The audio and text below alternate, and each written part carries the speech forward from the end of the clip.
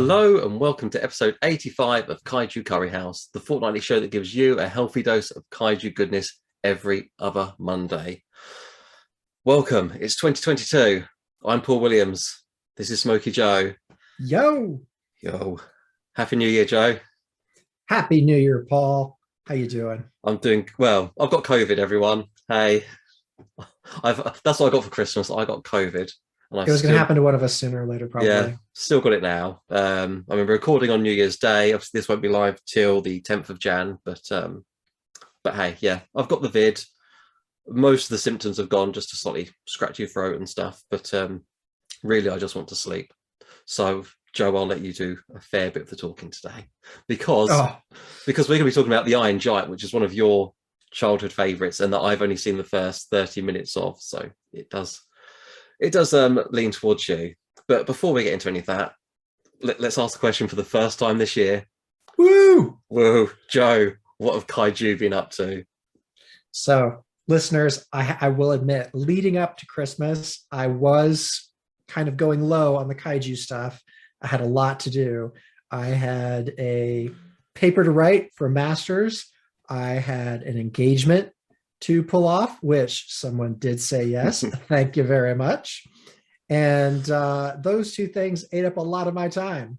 However, since all of that, I've been able to kind of get back to it, and things that I have done that are kaiju related. I have watched and finished season 2 of The Witcher, which has a lot of great monsters in it. Season 1 already out on Netflix, of course, and it is full of monsters. And I also, as per this episode, kind of like inspired this episode, I got the 14-inch tall Iron Giant. Well, I shouldn't say I got it. I purchased it and gave it to my daughter because steal. But it's fantastic. And it's from Warner Brothers. That is the brand that is putting it out. You can get it on Amazon. It's significantly more expensive in the United Kingdom because it is an import. If you get it in the United States, it's about half the price. So gosh darn it, United States, you get all the good stuff.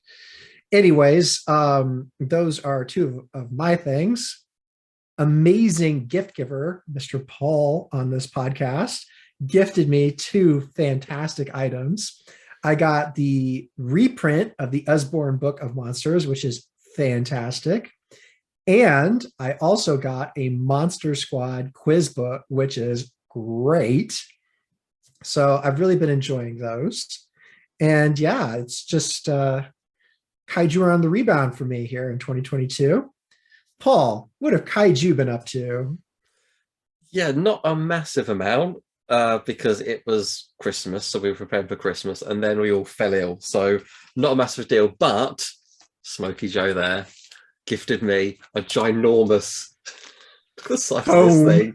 A tome. You haven't opened it yet. I know. This is the thing. This is the thing with Paul. So, listeners, like if you're watching this on YouTube, you can see. But I have gifted Paul a tome of an Alien book. It is literally the size of a tombstone. It is Alien: The Archive, the ultimate guide to the classic movies.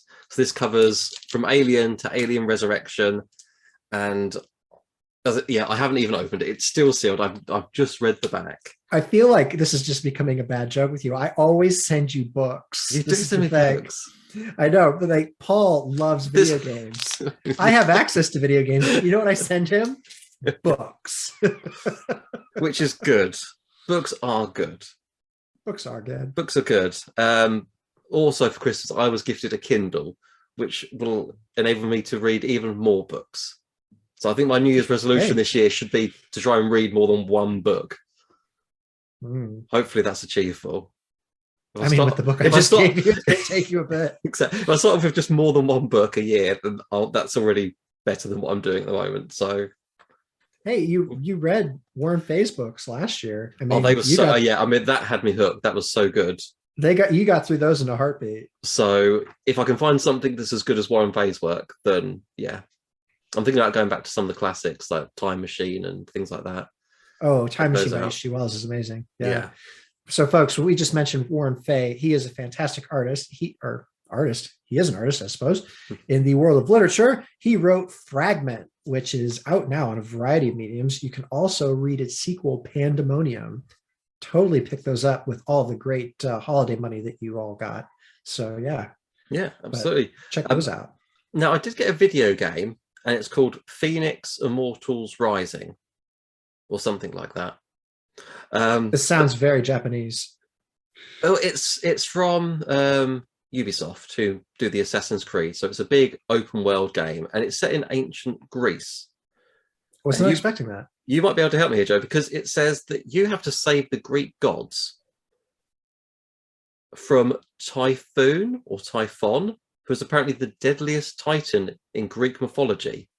So it tells me on the blurb. I've never heard of this. I thought it was the Kraken was the greatest Greek. I don't know if that's Greek. The Who's Kraken Typhon actually, or Typhoon? we have a bit of Ree Harryhausen magic to blame for the Kraken being a Greek thing. That was It's all not. Clash of the Titans. Okay. So the Kraken, as I understand it, is from Norse mythology. Oh, is that And Norse?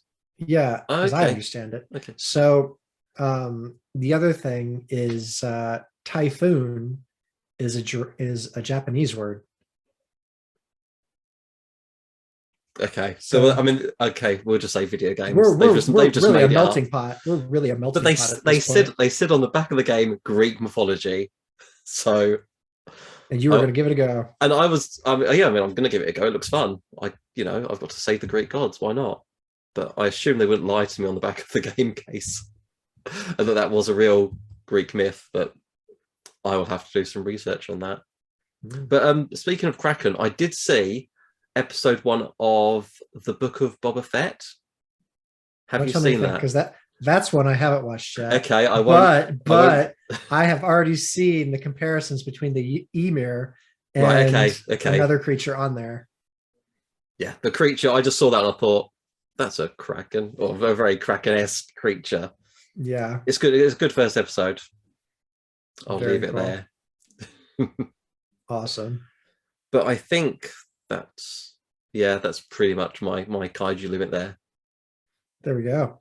So, without further ado, let's dive into the Iron Giant, or we can go a little bit further, the Iron Man. So, believe it or not, the Iron Giant is based on a book by Ted Hughes called The Iron Man, not to be confused with Tony Stark's Iron Man. So, it's not very long. It's about 59 pages, and it came out in Was that it? 1968. I could Yeah. read that. Okay, you could. So there's the Iron Man, and then later on there was a sequel called The Iron Woman. So the Iron Man, it came out in the United Kingdom in 1968. It was Faber and Faber for us. For the United States, it was Harper and Row, and it's great. So the story that the Iron Giant tells, it's quite different in many respects from what you read in the Iron Man. The Iron Man, there's still a little boy that befriends an Iron Giant, for lack of better words. In the book, he's called the Iron Man. He is a giant, but he comes from space. He can reassemble himself, very similar to what's in the motion picture. But the adventures are a little bit different. They're more like problem-solving adventures, like, oh, well, we need to clean up this part of town or whatever. The climax, I guess you could say, is a dragon descends from outer space, and the dragon and the giant have to do some tests to see whether or not the dragon will leave him alone or one will be the slave to the other. I'm not going to spoil it for you, but it's kind of along those lines. One has to be the servant, not necessarily slave. Slave's a bad thing. But yeah, so of course the ornery dragon does not win, but everybody ends up friends more or less at the end. And it's great fun. I haven't read The Iron Woman yet because I'm reading these with my daughter who loves them. And they're good fun and they're quite wholesome. But The Iron Man by Ted Hughes inspired The Iron Giant. And Hogarth Hughes, the little boy, I guess you could say that he's kind of a nod to Ted Hughes, who wrote the book, because they share a surname. Anyway, The Iron Giant is a fantastic animated, family-friendly film, and it was absolutely perfect. It was directed by Brad Bird, And it came out in, oh gosh, when was it? 1999, the film. 1999. Wow. Yeah. So this film, again, absolutely fantastic. It was something of a dud when it originally came out, which I can't understand why. It's very solid in its animation style, especially for the time period. The voice acting and the cast is great. And I can't believe it's And got Vin Diesel in it. I didn't. no, Vin Diesel wasn't as popular as he is now. No. But anyways, the animation's great. The voice cast is great. The direction of the plot and the moral compass of the story are fantastic. So the film, it's only 87 minutes long, which is not terribly long by today's standards. So when you're watching this film, it doesn't feel rushed. And at the same time, it doesn't feel bloated. I think that with a lot of animated films these days, you get that. So I recently watched Encantado, which is on Disney Plus. If I'm mispronouncing that, I apologize. I'm terrible. But it's a Disney film about a magic house and the people that live there and blah, blah, blah. And I was entertained for like 20 minutes. And I just, it didn't grab me. But the story of the Iron Giant, it has a bit of mystery. It has some good solid fun. It has some great jokes. I mean, who doesn't love to see a squirrel go up someone's pants leg in a 1950s diner? I mean, No like, one. that's some class comedy right there. But you know, it's just got some really great tropes in it. To summarize the story, this is America during the Cold War. You know, Sputnik, that one of the first scenes is Sputnik is orbiting the United States, or orbiting above the United States. You can see it in orbit over Earth. And the Iron Giant is seen hurtling towards Earth from space, kind of going past it. He lands in the ocean. He doesn't hurt anybody. But, you know, he's sighted, and it kind of is one of those things where the kid has an imagination and he's just wholesome and incorruptible, like kids kind of are. You know, he's just a good kid. And at the same time, there's this giant, and you can see that he has like a dent in his head. He's been wiped, so he's basically childlike as well, despite being a being of vast power. And it's up to Hogarth, the child, to just kind of show him the way, show him what to do, teach him about Earth, how to get along, all the while keeping him protected from other folks. Now, naturally, this is a giant metal-eating android, for lack of better words. He's oh, what you call it? He's a sentient android. Oh, okay. And he's eating metal. He's enormous, like I said, and he's kind of a mecha. We're throwing this into the Kaiju Curry House podcast because in the book he deals with a dragon. So that's the thing we're sticking to. There's no dragon in the movie, but what we do have is the government agent who is looking for the giant, and is, you know, like, all the sightings have happened. So we're trying to sort that issue out. Eventually the giant does come out in the open, and it's up for the military to realize he's not a threat, the giant to realize people are not a threat, and to resolve their differences. The ending, which is quite, it tugs on your heartstrings. I don't know how to say it.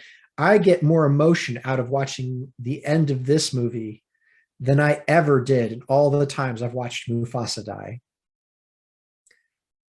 So, spoilers, like, everybody ends up okay, but at the same time, the emotional resonance of this film is really great. And I think the fact that you can pack that much in just into a film that's 87 minutes is really good.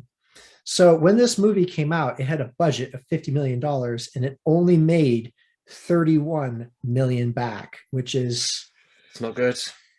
yeah. However, and we don't always use Rotten Tomatoes as a guide because they tend not to like kaiju movies, do they? However, if you go on Rotten Tomatoes, It's got a 96% approval rating based on 143 reviews. That's pretty darn good. So CinemaScore gave it an A on an A plus to F scale, which is also pretty great. Metacritic, 85 out of 100, which is universal acclaim on that site. And then like the real source forecasting service, 97% audiences enjoy that film. I mean, like all across the board, it was rated pretty highly, but for some reason, a lot of folks didn't go and see it in theaters. It's marketing. So yeah, All down it was marketing. It's like Tremors all over again. Well, so Tremors gained new life on VHS. Yeah. So with the Iron Giant, it gained life somewhere else. Oh. This film was shown regularly on Thanksgiving Day, which was a day that a lot of Americans had off, and over again for like a few years. And like a whole bunch of fans learned to really appreciate this movie, bought it.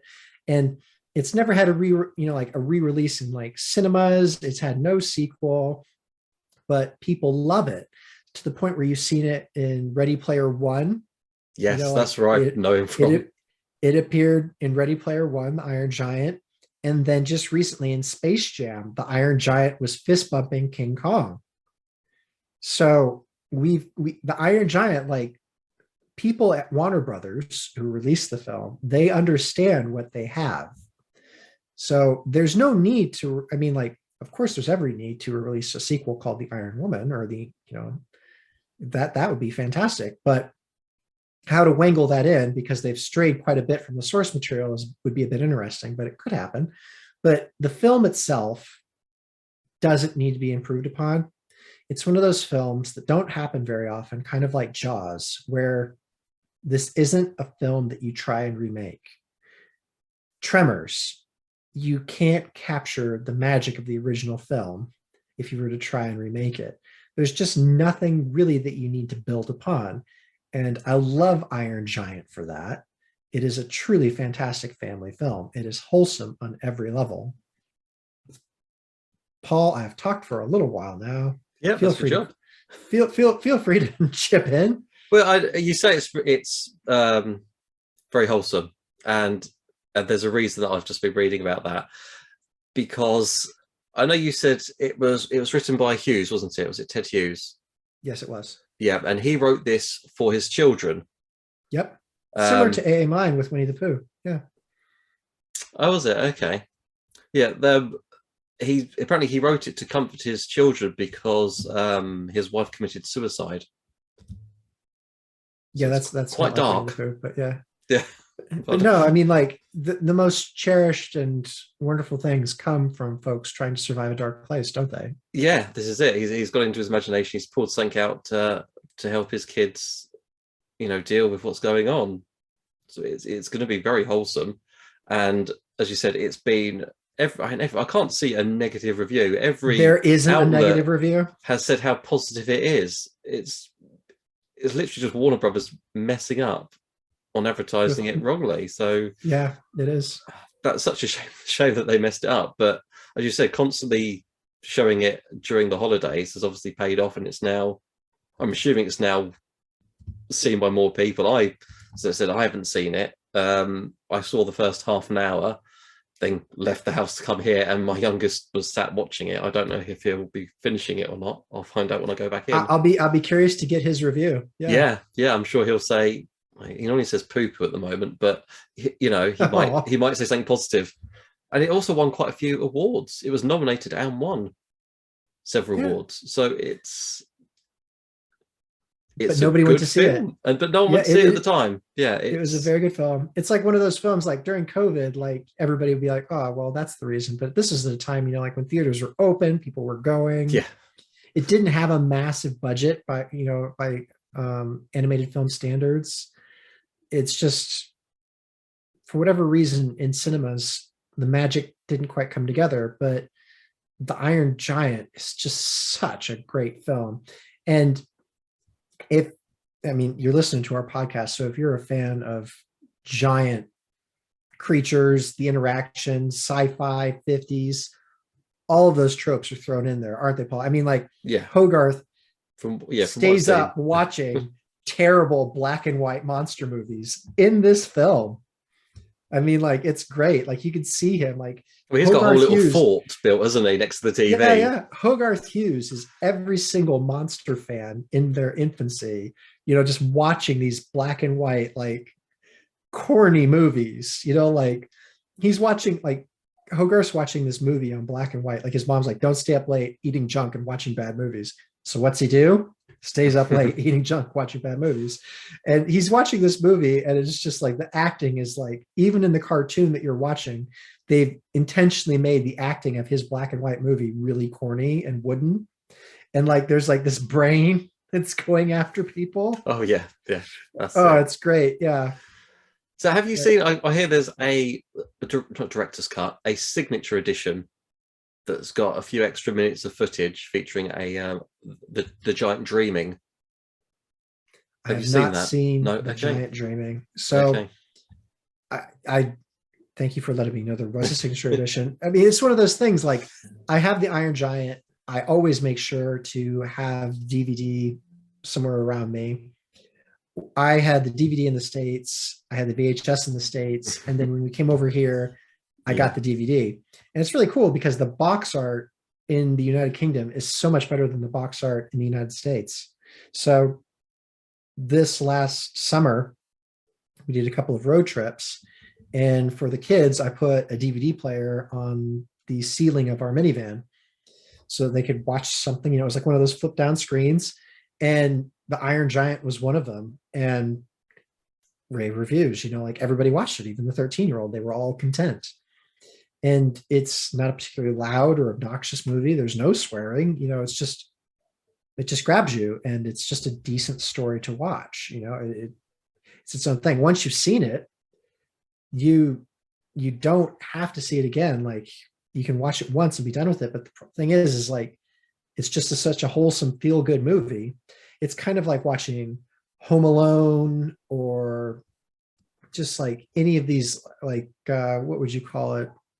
So did you see this at the cinema, or was this something that you saw when it was shown during the holidays on TV? So I didn't even know that it was shown during the holidays, and that's how it came back. That was something Okay. I found out later because I found out that the movie flopped in cinemas, and I got so angry I started looking it up online because everybody I knew about this film. It's like, well, how did it flop? So you go on and you find out that was just kind of it. It wasn't an intentional media campaign, but it was. So my mother, bless her, she's amazing. She introduced me to so much. I have my love for Ray Harryhausen to thank her for. I have my love to dinosaurs, to thank her and my father for. But like she gave me the Iron Giant because she bought the VHS for us. She just heard it was a good movie, and Okay. hey ho, there you go, kids. So my brother and I watched it, and my brother and I, we just absolutely loved it. Absolutely loved it. And because my brother loves Lego, and like things putting themselves together and stuff, before there was a Lego movie, like he ate it up. It was great. So we watched Iron Giant quite a few times. And yet you still watch it again? It's like comfort food, isn't it? It's one of those films. I can't say that I watch it too often. Probably once a year, like we drag That's it out or something like fair that. enough.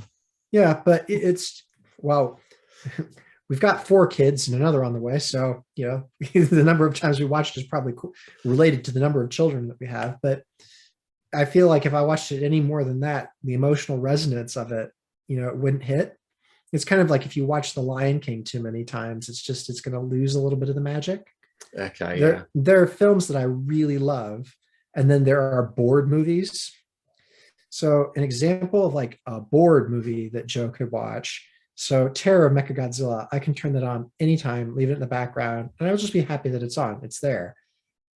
The Fellowship of the Ring, I love that movie. I will put it on and watch like the Lord of the Rings trilogy once a year because I just can't have that all the time in the background. Like That's a Conan, long Conan the thing to Barbarian. have on. No, well, again, the kids love it. That's like our Okay, but the holiday kids love it. tradition. Our holiday tradition is to watch Lord of the Rings and It's a Wonderful Life. That's us. Got to see George Bailey. do his thing, and we've got to watch Lord of the Rings. So that's it. Same way as Gamgee forever. Um, but yeah, so I couldn't watch Iron Giant like all the time. It's not one of those movies I can leave on repeat, but there is definitely an appreciation for it. And when I saw like Ready Player One, the Iron Giant versus Mechagodzilla, ooh, I Oh, did but not there, you must have loved that. loved that. Especially like, so the thing is, folks, as we listen to this, Paul's only watched the first half hour. For those of you that saw the title and were instantly drawn to this episode, you know what Paul has in store for him because Paul has not seen the ending of this film. So when I saw Ready Player One, I was like, oh, the Iron Giant, he better whoop Mechagodzilla's butt. It's because there's just that emotional, like, what do you call it, investment in that giant clunking thing. He's a great design too. He's got this wonderful bolted steampunk 1950s, sci-fi like robot aesthetic too. He's great. And what he can turn into, spoilers, is also that fantastic science fiction from a bygone era. He's got the lasers, he's got like the glass helmet, he's got the chest that opens up into a swirling circular laser death beam. He's got it all. But yeah, again, it's just you don't see stuff designed like he is anymore. They really called back to, like just that great aesthetic that you find in like the 50s, 60s sci-fi. Did you like his design, Paul? Is it fun? I like his design. Yeah, it's very. I don't want to say I want. It's simplistic, isn't it? But not in a bad way. It is exactly what you would expect someone to think a giant robot would look like, especially say in the 50s. That's the style they've gone for, and it works really well. Yeah. Yeah. I always like, it was one of those things like he doesn't have biceps, does he? No, He's got like these massive forearms, but no biceps to speak of. So like in today's like designs, you always see like biceps on everything, like masculine. But he's got like these just like really twiggish arms. it's just And like then like these, pistons, isn't it? yeah, like his massive forearm. Yeah, it's really fun. I really like him. And he has the two big glowing friendly eyes, and like his face looks like a natural smile. Like, like his jawline, like his jaw, like it just looks like he's smiling all the He's just time. happy. It's like the He, BFG. yeah, he is happy. So like the only times that like the way that they change that though, just by adding some small things, is they change the color of his eyes. Oh, does he have red eyes at some point? I'm guessing. Yeah, so Yeah. when he's angry, his eyes turn red, and his teeth come out. So you see him eating with Okay. his teeth. Oh Like yes. he eats metal. Like it's used to humorous effect multiple times in the movie. Like he'll take a bite out of a farmer's tractor, and later on you'll be with the farmer like, I don't really know what happened here. It looks like someone just took a big bite out of it. But like you see him like his teeth come out when he's eating, but when he yells with those red eyes and like you see his teeth, it changes it. It's kind of like in How to Train Your Dragon. So Toothless, Toothless has this big, happy, gummy smile. But when you see his teeth, you know things are about to go down.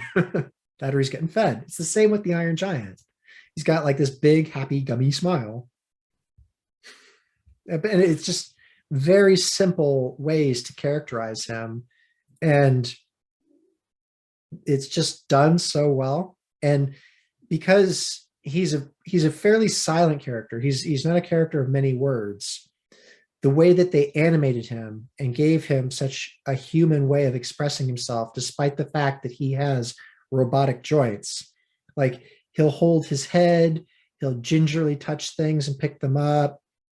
You'll see like his jaw swivel in a certain way that it makes it look like he's smiling much bigger.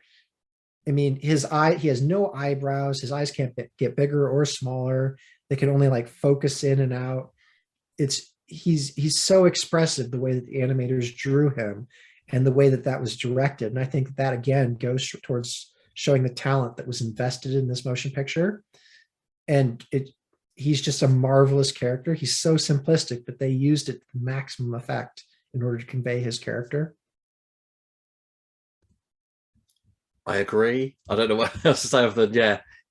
This is this is this He's is such a another lovable. long chain He of is films such a that have to lovable follow character, along. isn't he? Yeah, I know. Yeah, you have given me a quite a long list, and I did actually start on this one. To be fair, It is on Netflix, folks, by the way, yes, in yeah, the we should United Kingdom, say no less. Yeah. yeah. So Currently you can available. watch this. Currently available on Netflix. 126 minutes. I think you already said that, didn't you, Joe? I don't know what the rating is. 126. It should be 86. Sorry, an hour 26 minutes, or yeah, There we 86 go. minutes. Yeah, Okay. yeah. That's COVID brain Cool. there.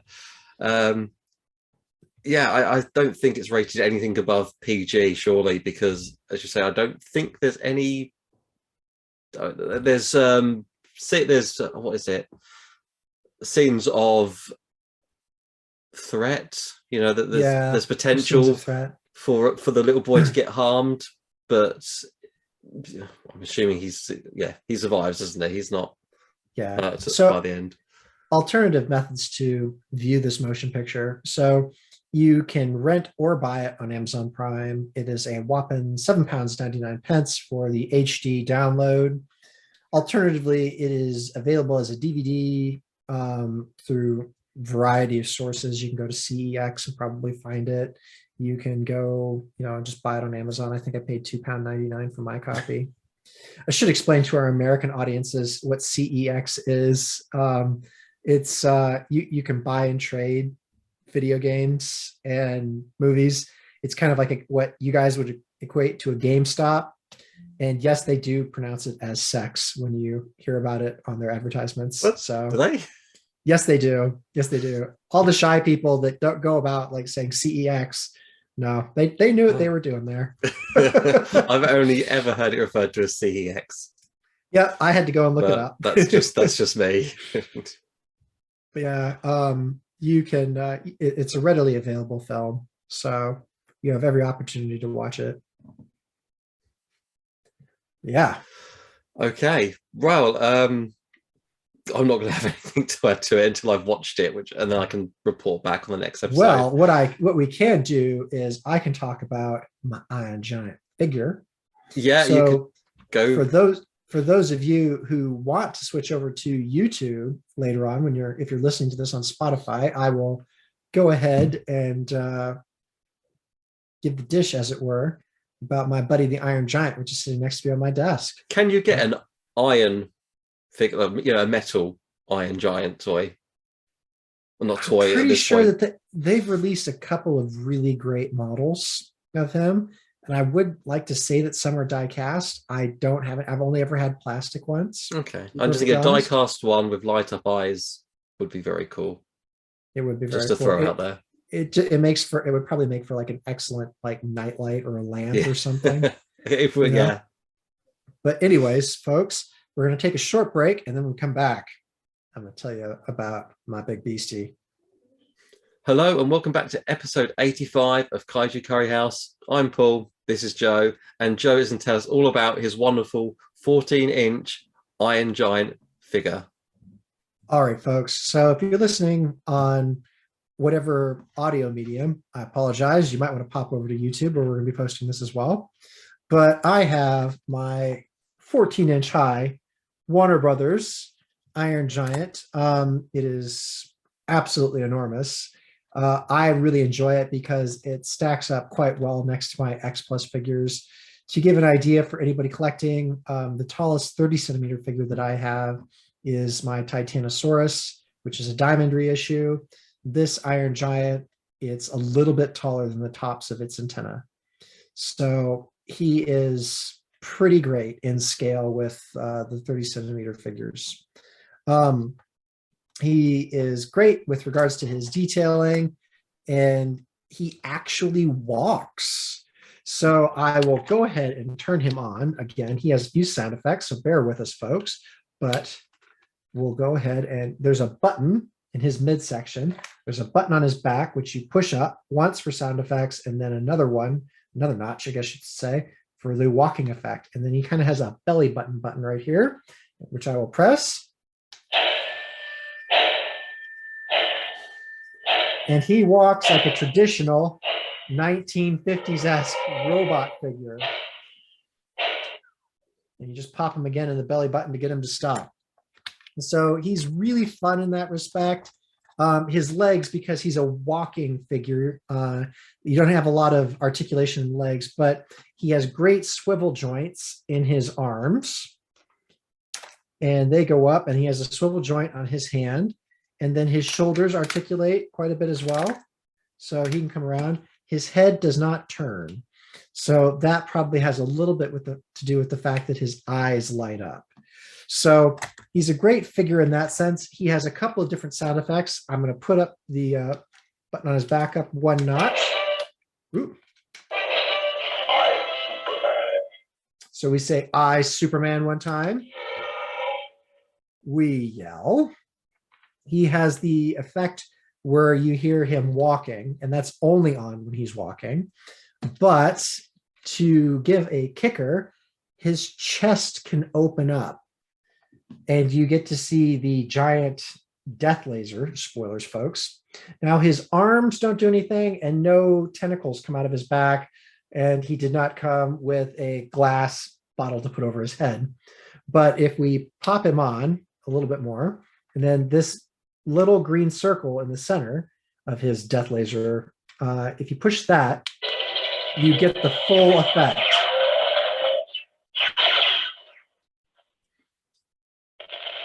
So I think that's the firing and the explosion sounds. Yes. And his eyes are lit up red as well. So he's now in evil kill mode. Yeah. So that is a neat effect. So his eyes are green when he's normal happy giant. And when you press the kill laser, his eyes turn red. So he's a great figure. So I looked him up on Amazon UK prior to coming on this episode, and he was 99 pounds. Okay. So if you get him at Walmart in the United States, he is $39. That seems a bit unfair. Those Americans, I'm telling you. Now, unfortunately, or fortunately, I should say for me, I have the United States hookup. So this guy was not hard to get. Now, what I also got, who I did not have at the desk with me, is the retro reveal angry giant figure. So retro reveal, they do like figures of like Conan or the Big Chap Alien and whatnot. And it's just like your classic like 6-inch action figure, kind of Star Warsy, like blister pack, like cardboard backing with like all the other figures in the line kind of toy. It's very 1970s, 1980s-ish small action figure feel to it. So they did 3 Iron Giants. There's the regular one. There's the one with the Superman symbol, which he takes out of Dean's junkyard and puts it. It's just kind of like a seafood sign that he takes the S off of and puts it on his chest. And then there's the Angry Alien Iron Giant. So they did all 3 of those, and I had the Angry Alien Iron Giant. The Superman one is quite hard to get, which Paul will understand after he has watched the remainder of the film. But no, they're great figures. The retro reveal one was $12. So it was a bit much. I had to look it up. It was a gift, but I think it's a bit much for, like a figure, unless you really have like a strong connection to it or you really love it. That said, Iron Giant merch is relatively hard to find. It is kind of a cult classic. You don't see it as often. And the figure that I have at my desk, I've just showed you, is the biggest bang for your buck that you can really get in the United States. It's also quite sturdy. I've had 2 boys and a little girl playing with it in the last 24 hours, and he's held up magnificently. And he has fought several a Jurassic Park dinosaur and Godzilla, and they all seem to be getting along now. But I think he came out on top because the Iron Giant's a good guy. So can't debate that. He's just a good guy. Anyways, that about wraps us up for this episode, ladies and gentlemen. Thank you very much for listening. But before we leave you, we're going to give you our first recommendations for 2022. Paul, if nothing else, If nothing else, I don't know if I can give you a recommendation just yet. Let me read some books this year, and then I'll get back to you on them. I guess we should say, if nothing else, go check out The Iron Giant if you haven't already. Other than that, I think as we're just starting off the year, now's a great time to remind all our listeners and viewers that you can tweet us at Curry Kaiju. You can join our Facebook group. You can comment on the YouTube channel. Just send us comments. Let us know what TV shows, films, games, books, topics, anything you want us to cover. And if you've got any guest suggestions, let us know. Tweet at them and us so we can get in touch with them and see if they'll come on the show. I think that's just 2022 would be great to hear from more of you wonderful people. It is fantastic to hear from all you wonderful people, because we know you're listening, because we can see how many people are clicking on us and how many minutes they've been listening to us. There are a fair number of you. Stop being so shy. We really appreciate it, though. Thank you for sticking with us through yet another year. So for my recommendations, I am definitely going to say check out The Iron Giant, but also read the books by Ted Hughes. They are wonderful bedtime stories for any of you who have children. They're great. For those of you who want to take a more adult approach on things, though, totally check out Witcher Season 2. And if you haven't seen Witcher Season 1, ho, you are in for monsters, my friends. But those are some great seasons of a fun show. It's fairly violent. There's a decent amount of blood, sex, and gore. So, opposite end of the spectrum from what we've discussed tonight, but to each their own, and it is fun. Yeah, so we're going to leave you with the first episode of 2022. And thanks again, folks, for another marvelous year. And as always, keep it kaiju.